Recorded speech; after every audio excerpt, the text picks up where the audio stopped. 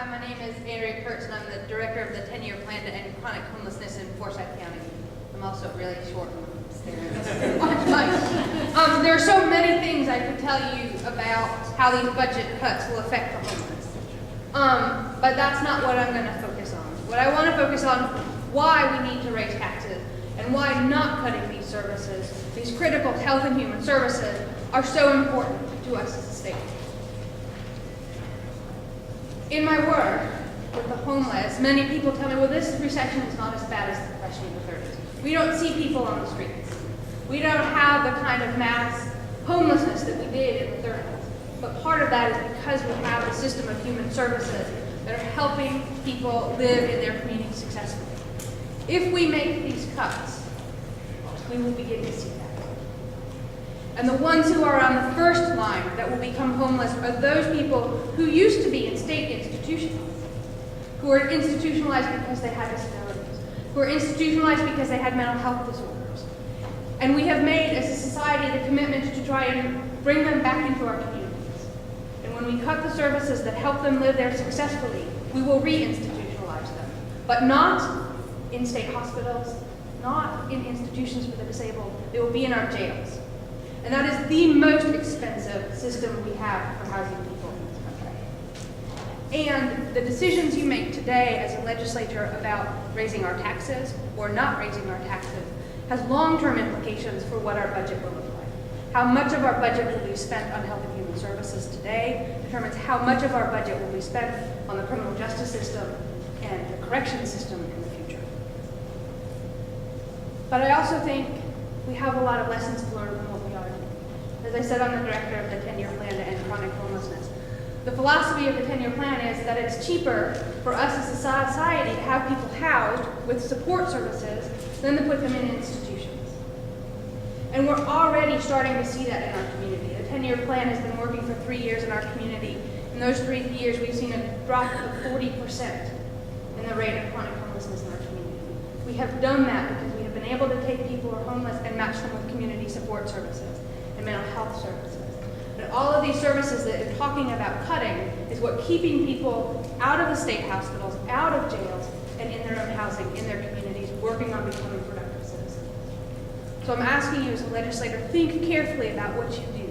When you make cuts to education in our 3rd grade, and they suffer, our graduation rate for our high school students, which is already abysmal, drops. Not now, but in the future. And that makes it much more expensive for us. So think about what you do and how those programs affect us not just today, but in the future, and raise our taxes.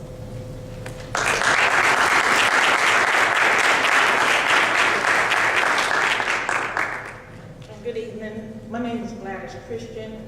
I'm a certified peer support specialist at Center Point Human Services, a place that I am very, very, very proud to work at. And after hearing about the budget cuts, sometimes it can be disheartening because we work so hard every day.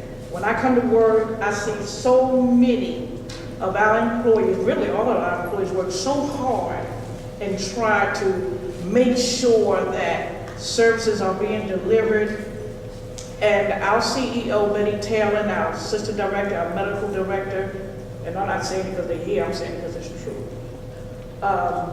And all of our leadership team, they come together on a weekly basis. Sometimes they meet in the bathroom, just different places.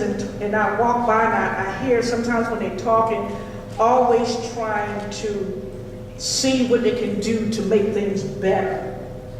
And that's the encouraging part that I like to see. I am a consumer, and I've been diagnosed with post-traumatic stress disorder, and I get very, very good service. I'm very pleased with where I go at Triumph. And I have a psychiatrist and a therapist. And when you hear about the services being cut, that's not a good thing because it causes people to start digressing. 1 minute, you get people going and say we want to keep people from falling through the cracks, and then the next minute, it happens. And it's like, hey, do people really realize the nature of this business. You know, it's still a business per se, but we're still dealing with people. And, you know, sometimes I just have to shake my head, but these things need to be thought about again and again and again, and I know they don't have much time to think about it now, but people can come up with some plans overnight. But it's just my thing with the peer support specialist movement. I have a passion for it because it has opened doors for people like myself who've been in treatment and still is, where we were hired to help others that are in treatment. And it is really, really growing. And I'm thankful for where I am, where I'm allowed to grow and to develop and in a place of recovery.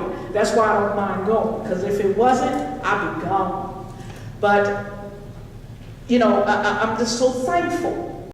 And I'm gonna tell you this, and some of y'all might laugh, on a personal note, I've been a widow for I'm in my 20th year. And I say, if they keep on cutting these services, these men, now I'm speaking from the women now, I mean from a woman's standpoint, these men gonna keep on being depressed till I'm gonna be able to get a husband. They going off and everything, and I'm trying to keep myself together and wait. I said, keep on, I'll be leaving here, won't happen. But you know, but that's real. You know, families are breaking up and wonder why the divorce rate's so high. But people under a lot of pressure. And when you keep on snatching, it's almost like being raped. Something taken away from you against your will. But these are the things to think about. And I love being in this way of recovery. But I want to see it keep on moving. I know all of us in here want to keep on seeing it. And you know what? Don't give up. We're not going to give up. You know, I have faith. And I believe that no matter what, it's going to work out. And we're going to be able to go forward and fight this fight, because we're going to come out on top soon and very soon. Thank you.